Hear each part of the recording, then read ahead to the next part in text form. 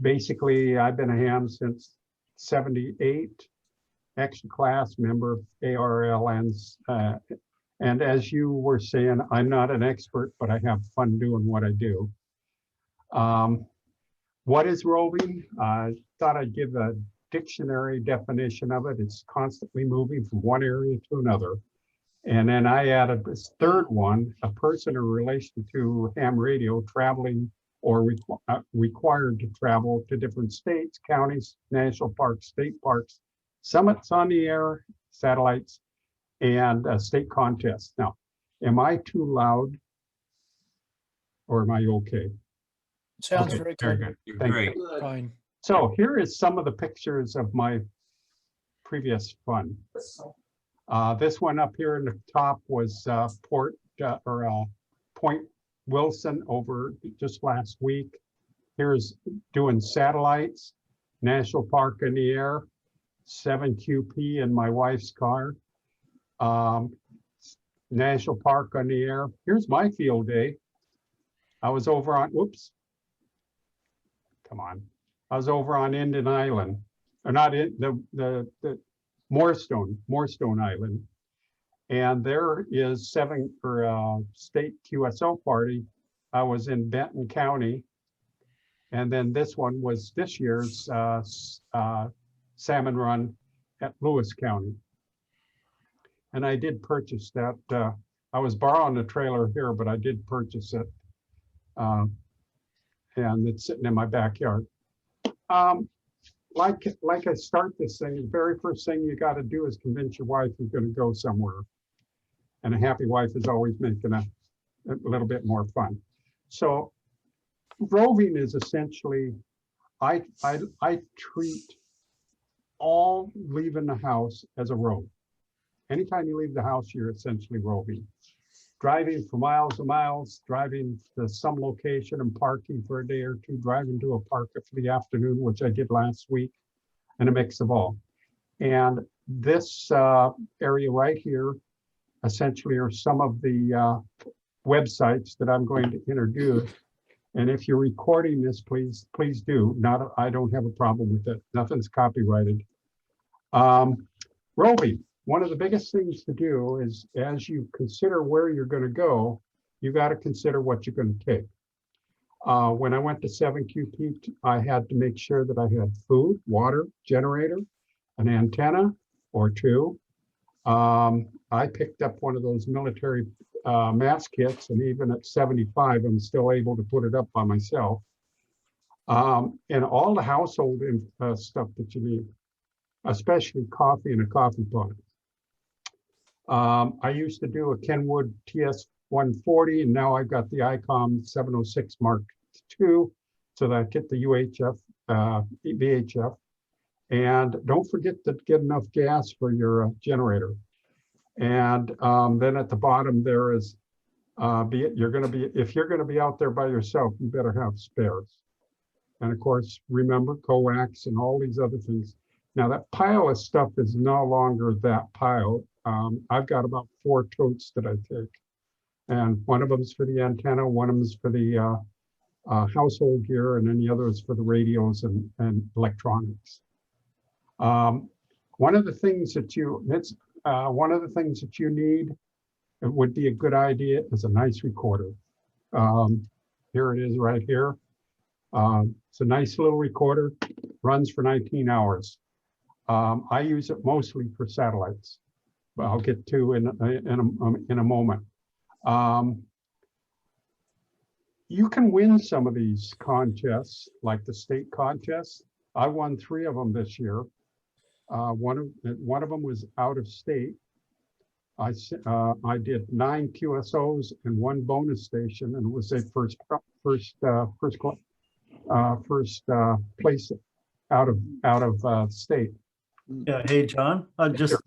1 second. I just want to also recommend that Sony recorder. I have a similar one, different model. It Yeah. works great, and it's USB attached, and off you go.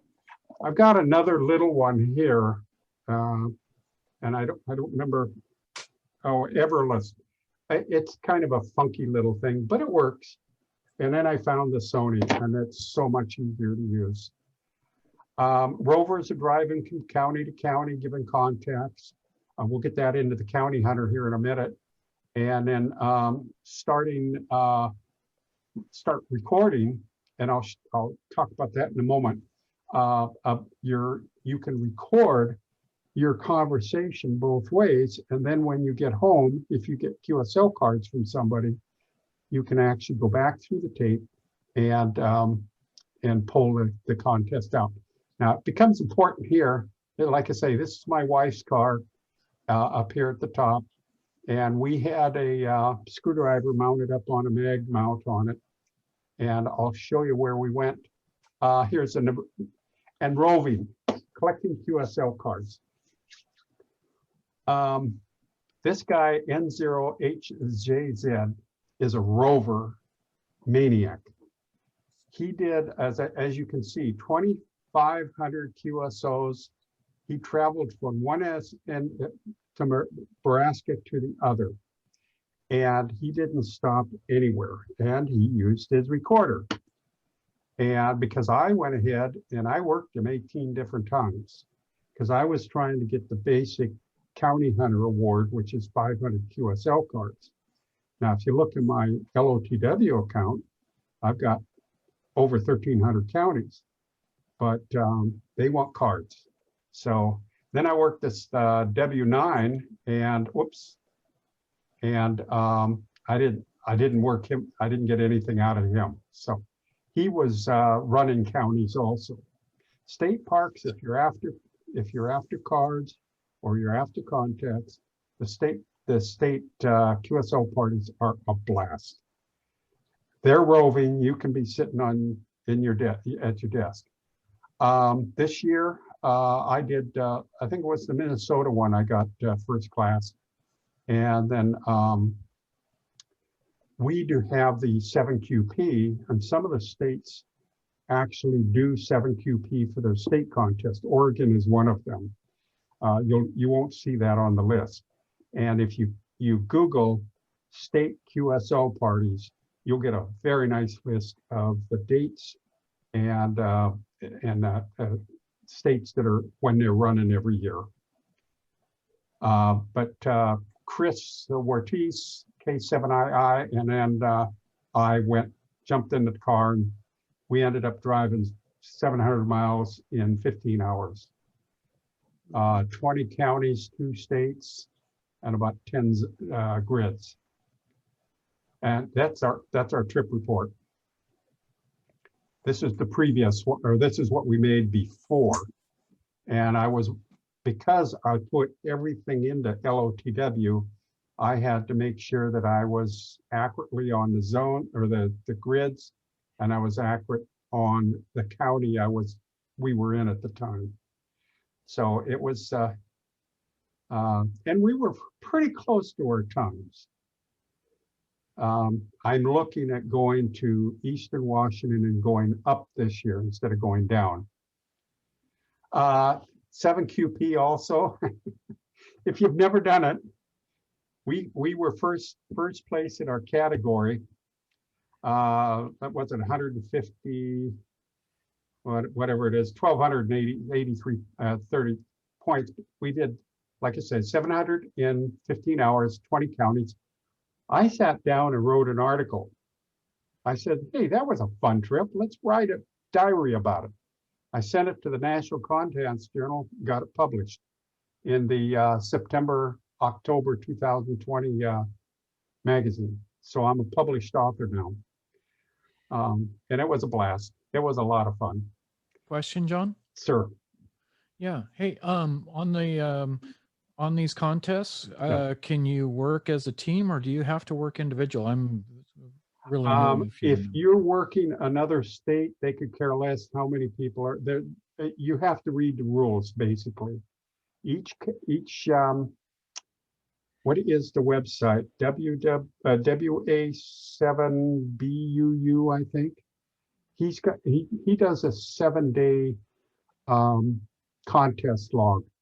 And if you click on that, they'll give you the rules to the state contest. And so like Salmon Run, you click on Salmon Run, and it'll take you right to the W7DX website. And so it's if you have multi-operator, you have to log in as a multi-operator, but they don't care as long as you log correctly. Does that answer your question? Or did I babble? Yes. Oh, Yes, it okay. did. Thank you. I had to go find the mute. Yeah. Once when we get to the website, I'll go here in a few minutes. I'll grab that website. It's I think it's WA7BUU, but I'm not positive, or BBU. And he does a weekly list, just like the ARL does, but it's actually a little easier because he actually gives when you have to send your logs in, where to. It gives the rules, the time, and all those other things. So it's a very handy tool to have. So I'm going to look at right now, basically these things: national and state parks, Lighthouse, county hunters, Summit on the Air, and satellites. Summit on the Air, I don't spend too much time anymore because of my age. Mary Beth doesn't want me to go out, especially alone, to the mountaintop. So the first one is worldwide fauna and flora and fauna in amateur radio. It's an international unit. It's you can see that by the oh, I'm pointing at it by the .co. It is a world unit because every park in the world is numbered. I go to when I was able to go to Canada during the Canada National Park on the Air, I went to BC 12, but it also has a VE number, and all parks have some number. Like if you go to Australia and you're sitting in one of their national parks, you're a VK. If you go to England, they have their own number. We're a K. And actually, depending on whether you work with the WWFF or the Parks on the Air group, which I'll show you in a minute, we are a K or a KFF because we're the United States. So this is one. You can work. You can win different awards for how many parks you go to or how many parks you talk to. That's kind of where I was last week. I was at 2 parks. Here is Parks on the Air, which is the US group. They're similar. They share information, but there is apparently some friction between the 2 of them. So you kind of have to use both of them. If you can see on the map here, I'm looking at Whidbey Island here, and here's Snohomish County and that. And these little yellow dots are all the state parks in this particular part of the map. And I've got it narrowed on to EB Landing, the National Conservation Area, and it has a K-0694. Now, not all, a lot of them in Washington State start with a 3. 3155 is where I was last week. Anderson Lake over in Jefferson County. So one day, I went up across the bridge onto Whidbey Island. I started at the Deception Pass and worked down all the way down the island, and then went to Muckleteel and came home. So I worked off 5 parks in the day. Now, I did not get the prerequisite numbers of contacts to activate that park. Both of the units, the Parks on the Air and the WWNF require 44 contacts. Not confirmed, but you send in your ADF file to them, and I'll show that here shortly. Roving Lighthouse. You know how many lighthouses there are in Washington State? And some of them are really close to each other. So you can rove from one lighthouse to another. Now, there is no number that I'm aware of. I think it's 5 that you have to have 5 contacts per lighthouse to activate it. If somebody knows, correct me if I'm wrong. I don't have a problem. Then we come to the county hunters, and the county hunters have their own little rules. And you have 3,077 counties and parishes in the United States. 5 are in Hawaii, which happens to be the 5 major islands. And they broke Hawaii, Alaska up into 4. And I guess it was just that much easier. And one of these things, the Qsl cards, and this is where you try and get these guys. If you're after a county hunter award, you can buy these cards called MRC from any of the Qsl places, and you can see that I put 8 or 9 of the contacts all on one card. Instead of sending 9 different cards, I sent one, and then he just signs it, and this is a legal tender for the county hunters. And then here happens to be one that I worked way back when, but a single card.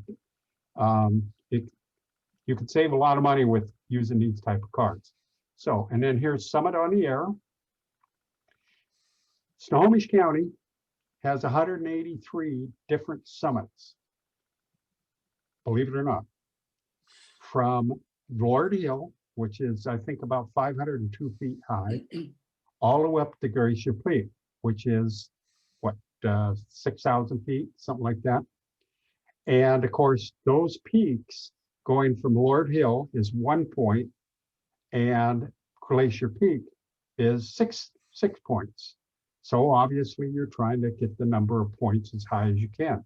And there are some animals out there that, I mean, they're going on peak after peak after peak after peak. Same with the parks. They're animals. They're out there daily. And there is also, I hope most of you know what DX Summit is. Are you familiar with that website? DX Summit is, and I'm not sure if if we don't, I'll show it to you on the web itself, is a spotting website. You can actually log yourself in and say, I'm on frequency 14250 and I'm at Park or Summit, whatever you're at. And that way, a lot of people watch that all day long, and you can gain contacts with that. And then of course, and again, you got to remember the contest rules versus like Summit on the Air or Parks on the Air. You can have people post you. Once you work somebody, say, post me, and they'll post you on one of the various Summit or websites. And there's about, well, Summit of the Air has one. That's what this SOTA watch is. That's a spotting. Parks in the Air has one. And then there's others. So upcoming satellites. Show you well, you saw a picture earlier, but I'm at 161 grids out of 480 some right now, and I'm not going to worry about getting too many more. That was enough. I got my VUCC and I'm happy. But it's a lot of fun, and I've been using just the FM satellites. There are satellites that are doing slow scan, CW, sideband, and you can do PSK through it also. I've not heard anybody doing FT8 through a satellite, but because you only have about 10 minutes to play with it. And depending on the satellite, it gets pretty crowded sometimes. So this is from the AMSAT website. And it also has a reporting, but it's usually a little late. They have a Twitter feed for satellite for AMSAT, and you can get on that and talk real time with people. So let's look at the individual sites themselves. And if you have a question, don't hesitate to ask.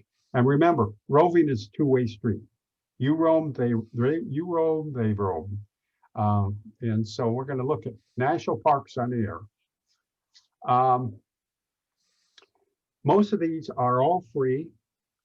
You just sign up with a login and a password, and then you can use it at your will. And so we're going to do, and here's the good rules. This is a nice little PDF book that tells you all about the rules. And of course, everybody wants a little donation because these are free. And so then we're going to go to the dashboard and log in. Basically, you log in with, I think several of these require just your email address and a password. Some of them you put your call sign in if you want, or your name. And so this is what you're going to look like. You're going to find, I'm going to show you this in a minute. Here's find your park. If you're keeping score, if you're spotting, here again, if you want to put a schedule up there that you're going to be like I did last week, I said I was going to try for 3 parks. I ended up getting 2, and I put it on this spot, and people are checking this day in and day out. And then park stats around the world. Now you can see,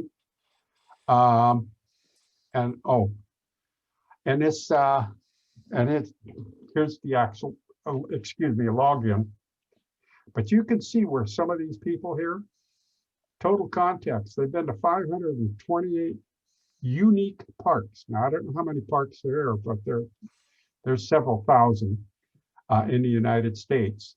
But we're not counting Canada or anything else, and that would include those. But so they have, this is just a statistical type thing. So there's your typical login. And once you log in, Parks on the Air, you're going to be looking at something like this, where it's your stuff right here. And join Slack. I don't use Slack. I tried to use it with ACS, our CERT group, and I dislike it. And then if you make all those contacts and you want to get credit for it, you send it to this guy right here, and then he'll put it into that system, and you'll see your particular. And you would put them into both units, although they share data back and forth. Here's what the national parks or some of the parks look like for activity. Now this happens to be my activities. You can see that I was up in North Cascade, Olympic. Here's your EB landing. I spent the afternoon there. Propagation was great. You can see I made 102 contacts, and then all the way down here, and there's salmon. Oops. There's salmon run at Lewis and Clark State Park, 172 contacts. They got me down for 2. I only was there once. And all these different parks. So the ones with a greater than 44 are considered activated. Now, I'm not concerned with getting the number of activation parks. So I just like doing it. Websites maintained outside the US. It's a little slower, so have patience when you use it. The login here is right there at the bottom. And of course, it's free. And this gives you a little idea of their menu options. And I'll show you this one mostly. I think it's this one I'll show you. And the other ones talk about their awards. They have a map. They have a discussion group and some other things that I never mess with. So I learned to use things that I need. And if I don't need it, I don't usually deal with it. So as up here in this area, right, I think it's this one right here.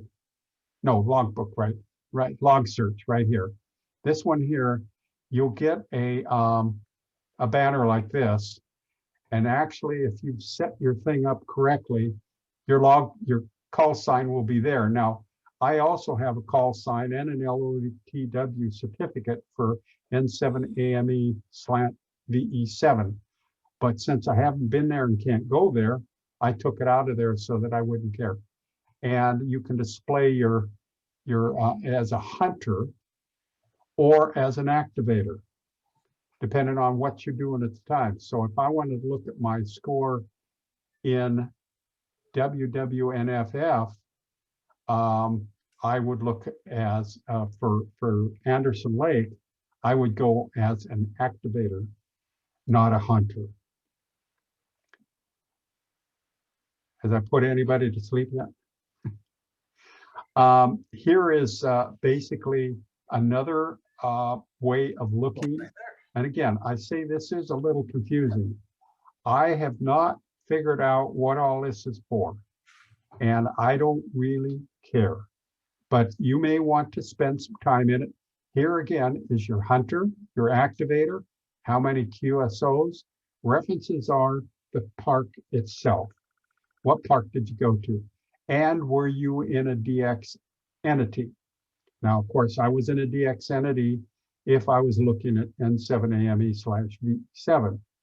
But they also had me in there as in Rhode Island, and I have never been to Rhode Island, so that took a while to get fixed. And they are actually very responsive.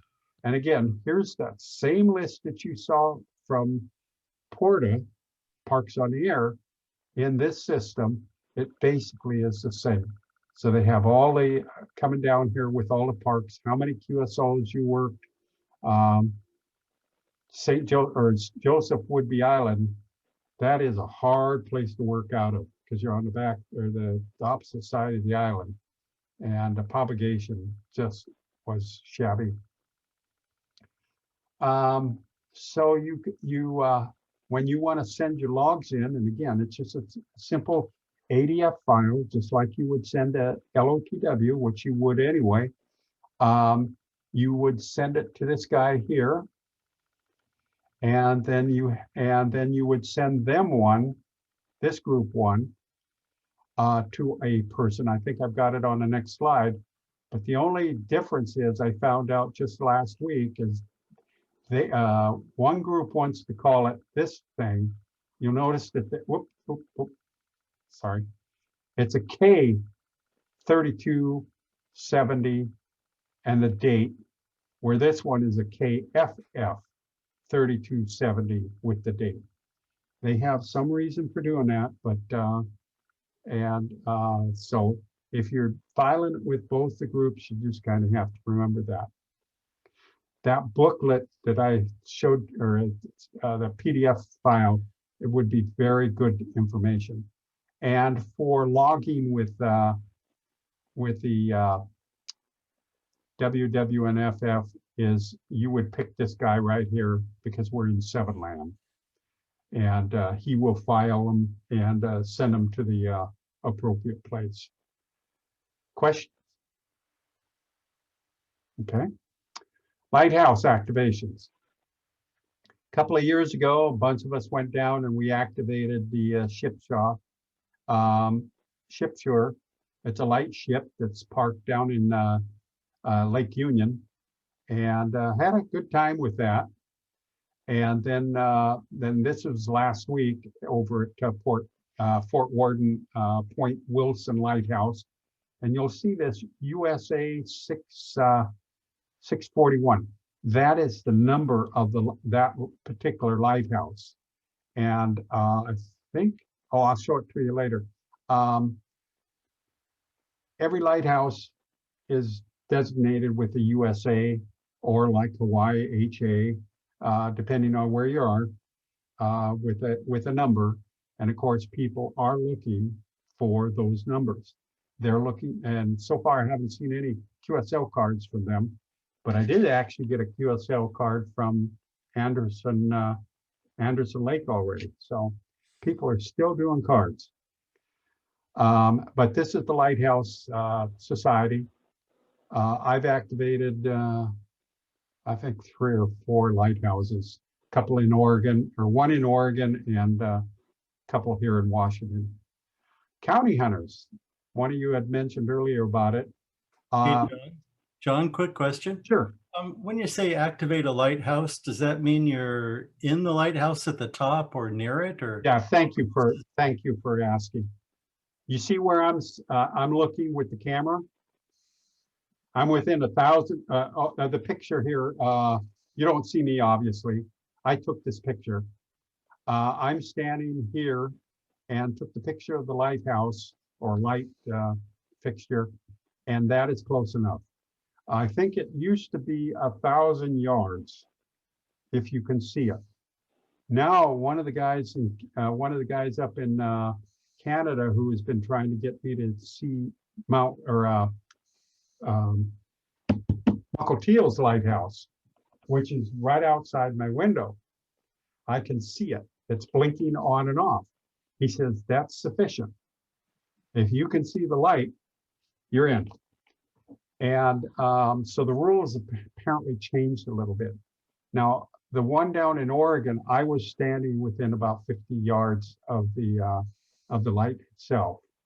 And Quick question. Sure. So literally, if I could see a lighthouse 20 miles away. Okay. That's between you and the lighthouse. Legally, legally you have to be, using binoculars or your high powered scope. I don't think is legal, but it's, we were pushing limits for the Muckle Teal. So you have to be in the vicinity. Yes. I don't do much lighthouse. I was trying to do some up in Canada and it just didn't work out. But because there's several right there in Vancouver. But it's, when I went over to Fort Worden, obviously it's sitting there, so I did it. And when I went over to Moorstone for field day, I actually did the lighthouse there also, because I was right there in the park. So I was given an island, a park, and that's what I totally forgot about, island on the air. But we'll get that in a second. We'll have to do that without a picture. I did an island on the air, a lighthouse, a park, and a different grid than I live in. So you try to get these things that people want, and then you go after it. Any other questions? Okay, we'll move to County Hunters. County Hunters is an interesting group. They are owned by CQ Magazine, but they still require cards. There's a little red book that they have that has all the counties and parishes in the United States and all they call them city counties. There's, I think, 40 of them that actually are a city and a county. Honolulu is one of them, because it's Honolulu is the city and Honolulu the county.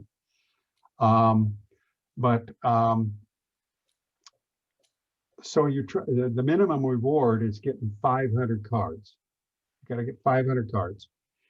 And I just did that. You take the book over to 2 different hams. They inspect the cards, they inspect the book, and then you send it in. And then you get your certificate.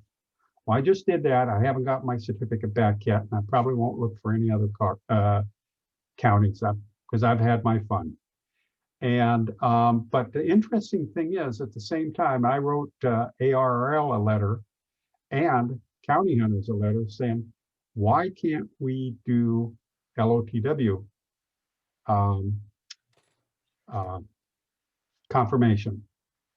Because we already do it with, you're familiar with, what is that? Worked all zones and WPX, our QC or CQ Magazine awards. And you can get both of those through LOTW. So I says, why don't you just add County Hunters? I've got no response from either one of them.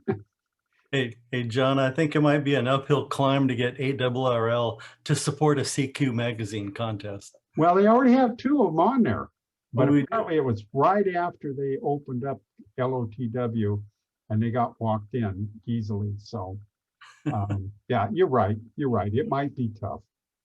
And of course, during the holidays and everybody's working at home, who knows what's going on.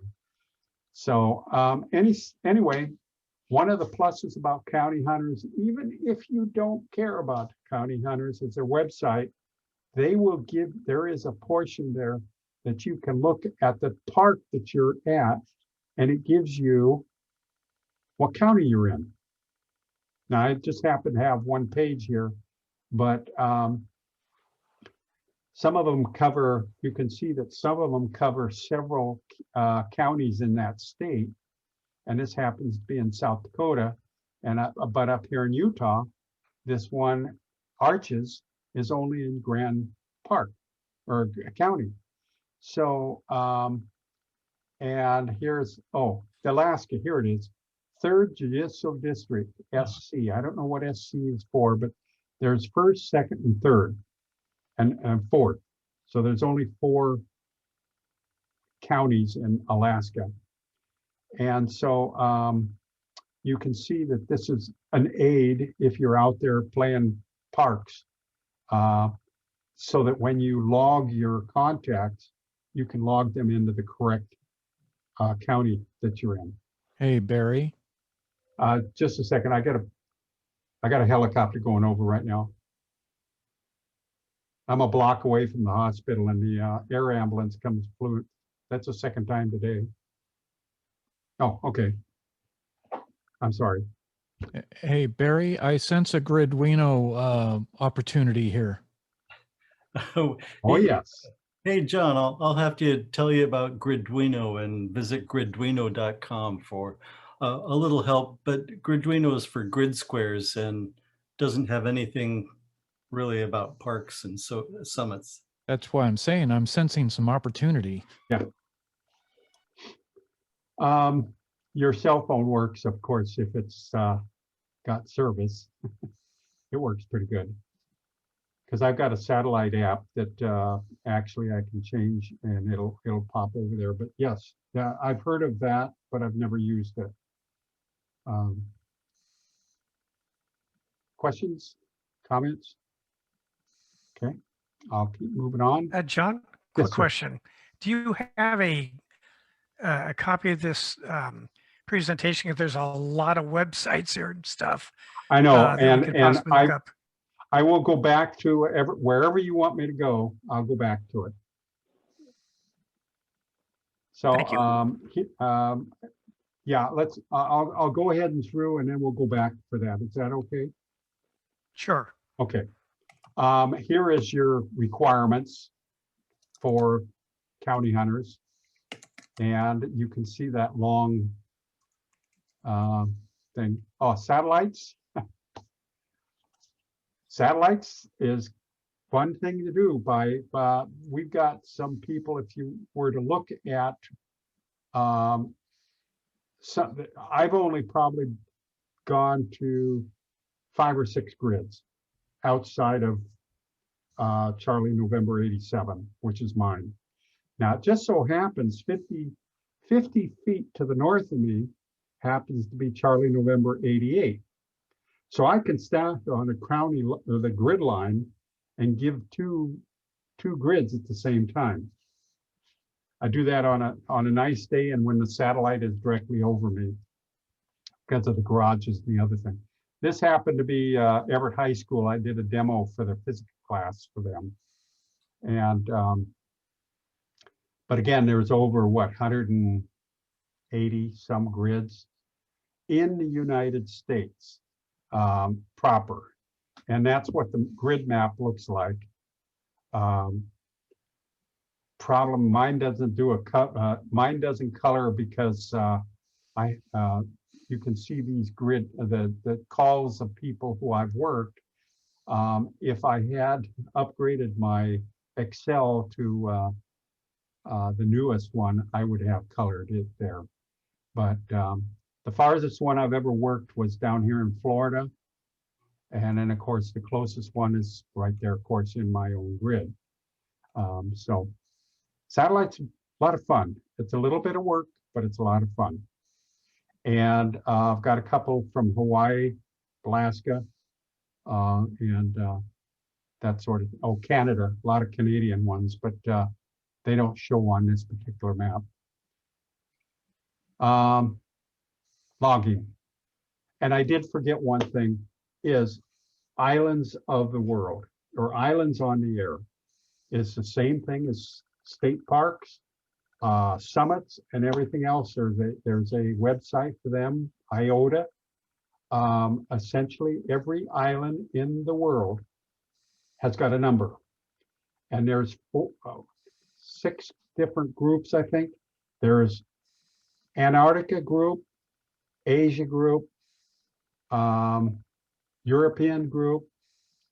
There's national NA, North America, South America. I'm missing one, but so all these islands, like Japan, you think of the number of islands in Japan, there's probably 20 of them that count for separate IOTA numbers. Australia is OC1. Hawaii is OC19. And Whidbey Island is November Alpha 65. So if you start working islands or going to an island, you want to start remembering that it's got a number to it. And we'll go through that on the website. Logging, you got to remember when you're logging and you're in a state park, if you're doing the United States, you're in, like in my case, N7AME, when I change this to my grid and then go to the next one to change it to the county or the state, and you can't do that unless, like for the VE7, I had to get a new certificate for Canada. And so that's why you see 2 certificates. And I actually had a 3rd one for that ARRL, what was it, the 150 contest that they had when they turned 150. Somebody did. Oh, who's the creator of ARRL? Percy or Percy? They had a contest for that, so that there was a special. Okay, what to wear? I don't know why I did that, but you just have to remember radios, transportation, kind of backing up all the way from the beginning, pencils and paper, the tape recorder. Half the time I rove, I'm using pencil and paper, and then I come home and I log everything in the computer. A lot of times the computer is working, so my laptop works, so I use that. You need permission to stay overnight. The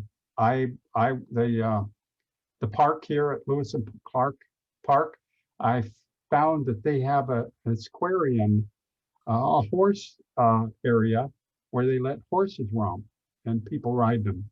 So I said, why can't I use that? And they allowed me to do it. Instead of being stuck into a bunch of trees that I would have a hard time putting an antenna up. Here was what I thought was a summit on the air. We're up on top of Green Mountain here in Snohomish County. And I thought I was close enough to the summit. But the other thing is I'm using my truck. And you have to be 25 meters away from any truck or house or stuff like that to where you derive your power from. So there's, again, rules that you need to follow up. But again, once you're out there, get yourself spotted on one of the spotting sites. Roving's fun. And you just have to basically go up there. There's the website for DX Summit. And I'll show you here in a minute as we go up there.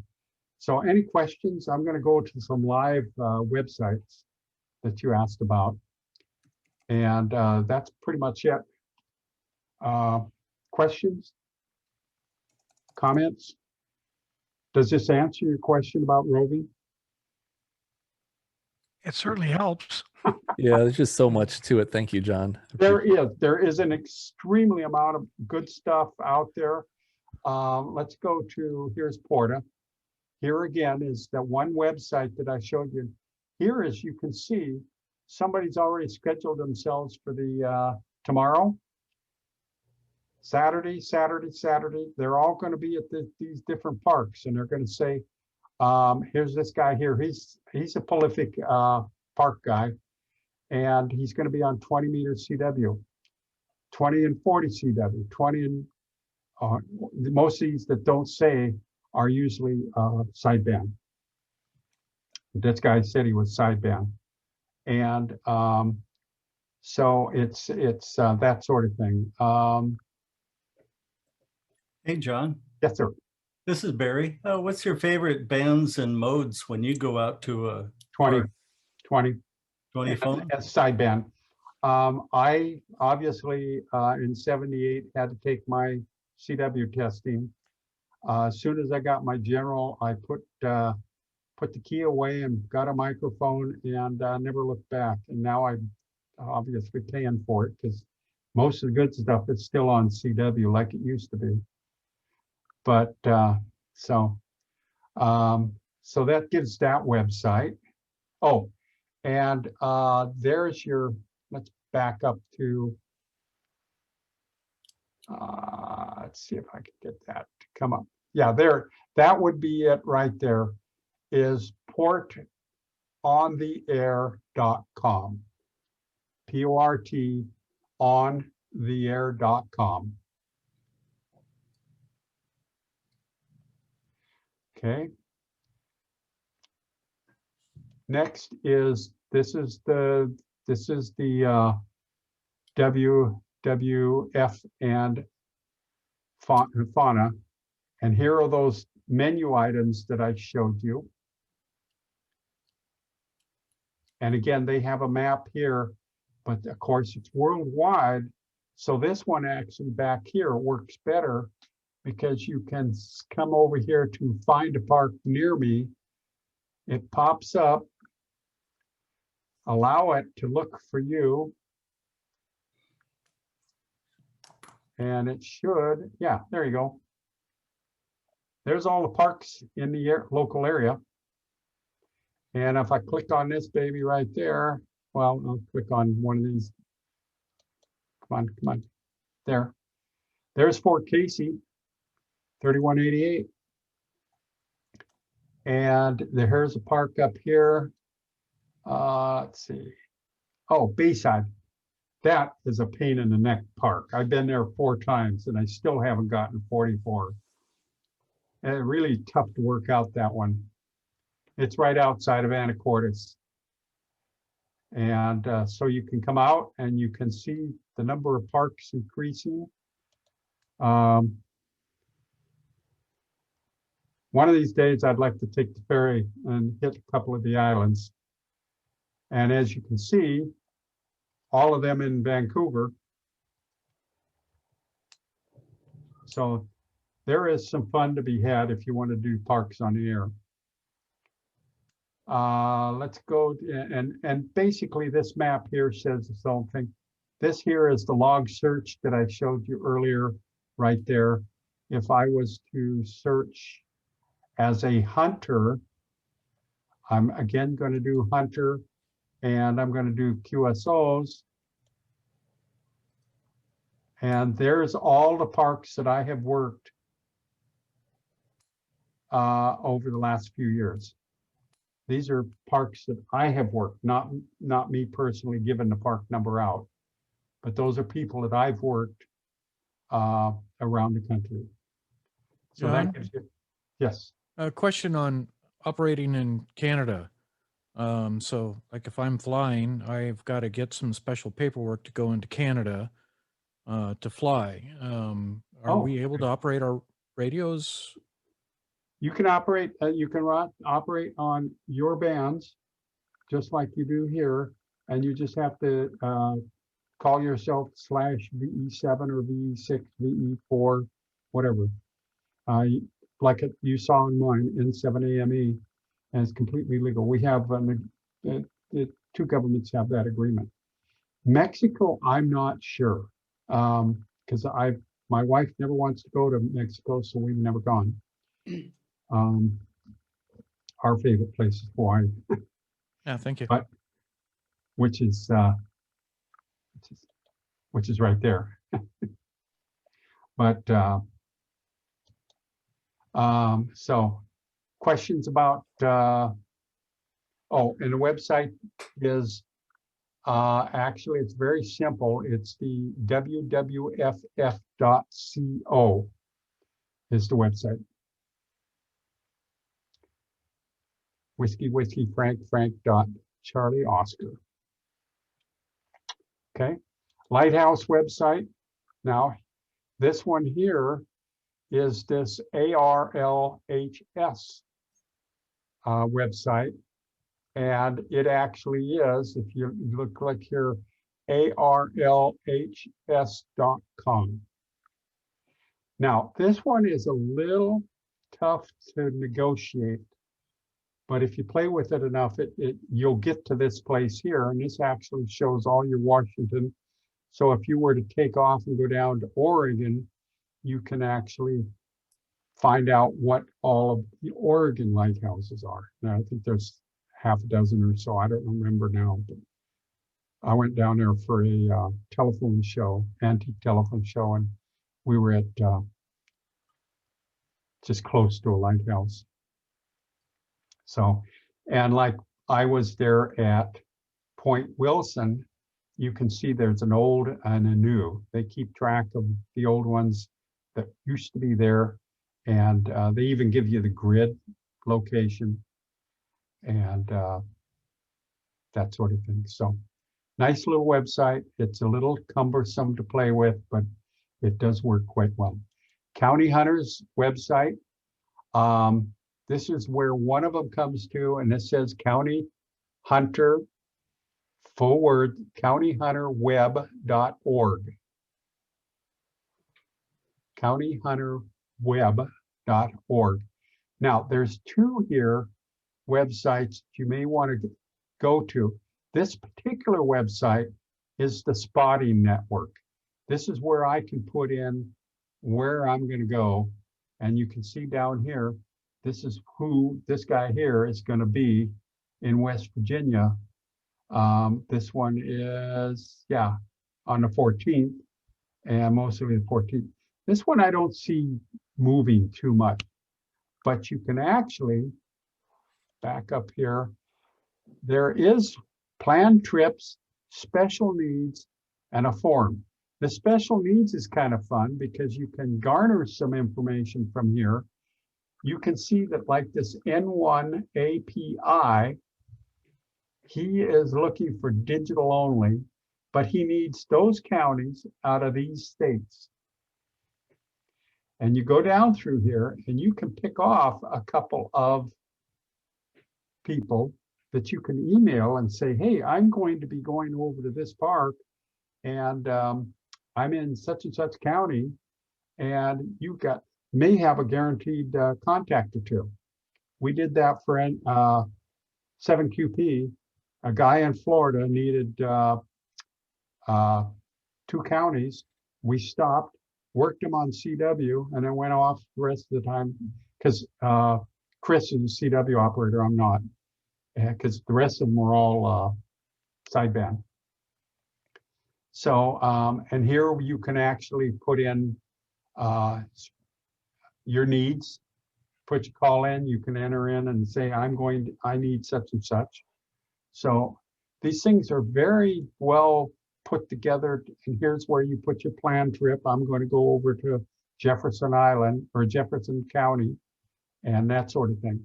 And then these two here, this is countyhunter.com. This menu here gives you all sorts of little bit of information.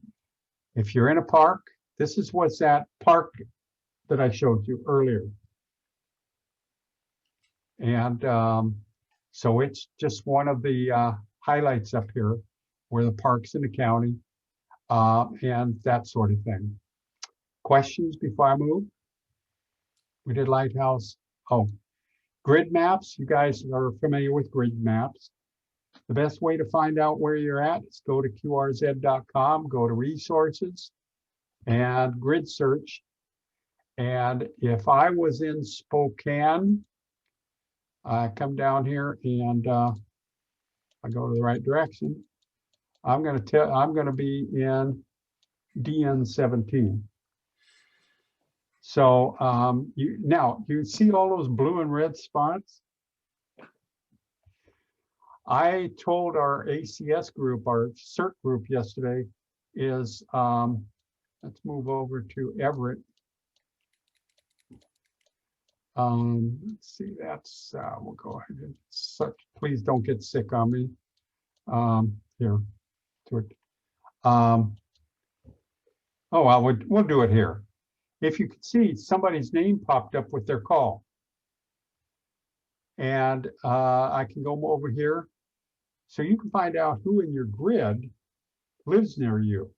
Now the plus for CERT, for Civilian Emergency Group, is that you can find out who the hams are in your neighborhood. Now I live in Northwest Everett, and there's, I think, 10 hams, but only 3 of them are actually active. So I wouldn't be able to get any help from any of them other than those 3. Because I looked them all up and kind of, but also you can see also just like any other, there's Trader Joe's in Spokane and Target, and there's Costco. But this is a very nice resource to have. And this is qrz.com. And it's under resources, right there under grid map. Here's DX country atlas and all kinds of nice little information. There's obviously a marketplace, and I've been having fun with that lately. A forum to carry on news. Oh, the news is pretty cool. You can see all kinds of stuff on it. If you've never, this is one method that they have, but if you come up here, there, this is the way you can really look at it. They actually have a featured member. Now I pay $40 for 2 years so that I don't get any ads. It's a free site, but you're going to get ads. But the nice thing is they have little different things like this, and also a nice propagation chart each day. So you can look at that every day. And then you come down here and you got swap meet.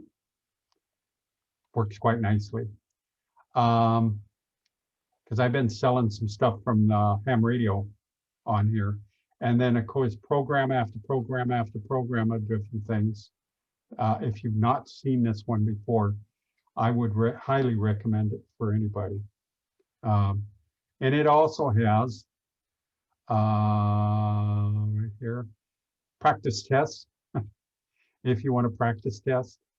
And then they have a little QRZ trivia, and I usually flunk it. But it's a good site. And then let's see, oh, we were going to do IOTA. Let's see, what is it? Oops. IOTA. Set right there. Okay, Islands on the Air. And like I say, here's it's a login program. It's free, and it is iota-world.org. iota-world.org, and it is an international group, like I say. And if you wanted to look up the history, here's the extra. You want to buy a shirt, coffee cup. But here's the rules. Okay, island groups. It's a nice, I actually years ago went and bought one of these books. And then I found out that it was online. But so I'm trying to see if no, I can't remember what one it is, but essentially it will show you well, I'm not going to waste your time, but essentially it'll actually give you a booklet like this that will list all the islands in the world. You kind of have to guess where you're at, what the main country is, and then work down from there. Because a lot of the a lot of the islands around this area are all in the same number group, and NA065.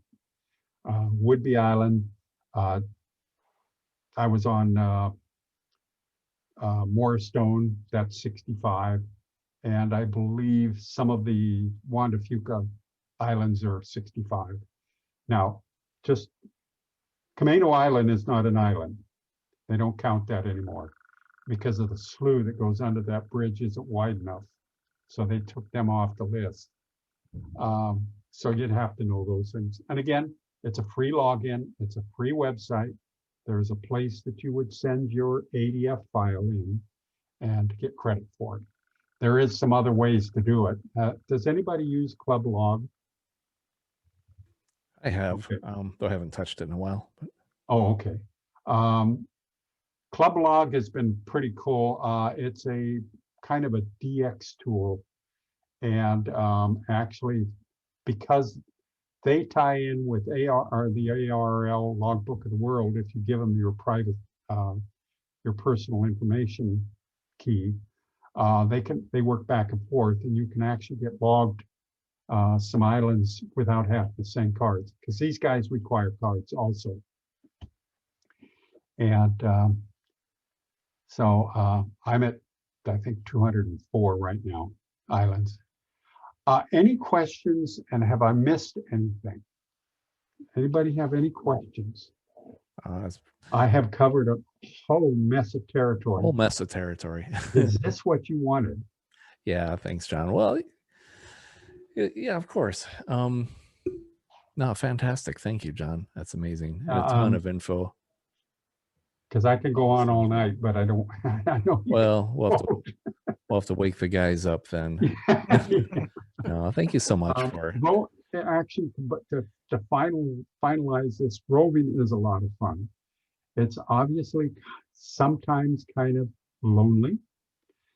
You're out there by yourself, unless you go out with somebody else that wants to use your call sign, or what we've done a couple of times is if when I had a second person, I worked the person, and then the other person got on and worked the same guy. Sure. And so, you know, we both got the contacts. And it works the other way around too.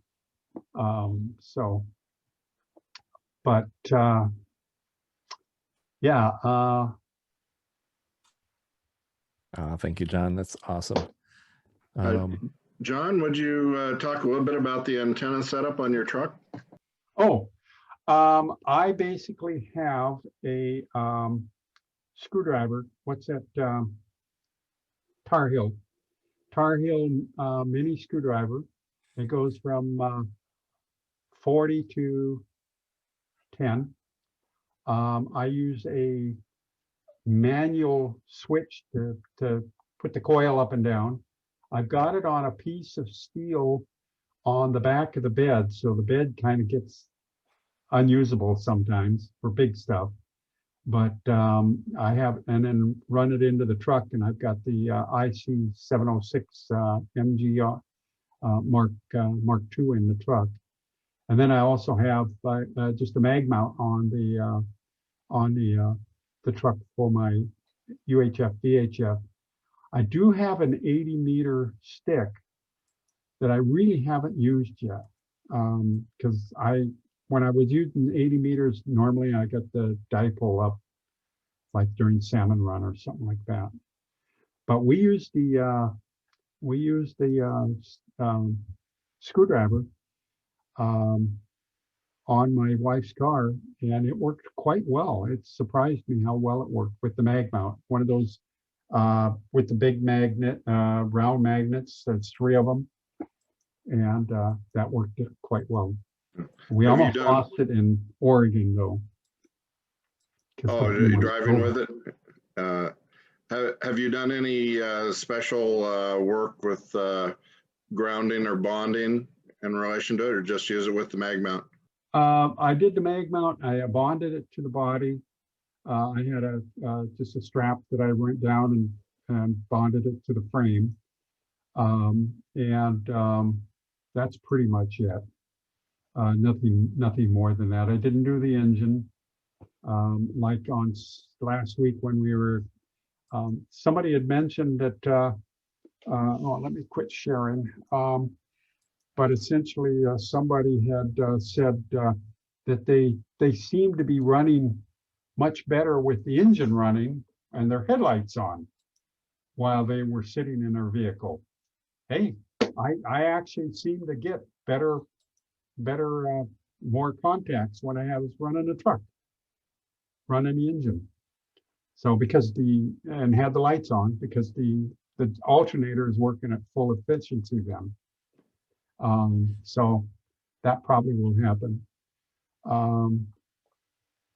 Yeah, if you're drawing power from the truck system, yeah, when you have it running, you're getting a higher voltage. Yeah. Right. And ICOMs, the small ICOMs like the 706 and the 7000 are known for being kind of voltage sensitive. They don't like low voltages, so Yeah, right. that's very possible. Yeah. And like I say, I had this one for Kenwood. I'm pretty much of a Kenwood guy, but I like those icons. They other than trying to program them, because it's all manual programming versus trying to computerize them. So there probably is a way. Questions, gentlemen? And thank you very, very much. Yeah, thank you, John. Come up Thank you. with something else. Don't just holler.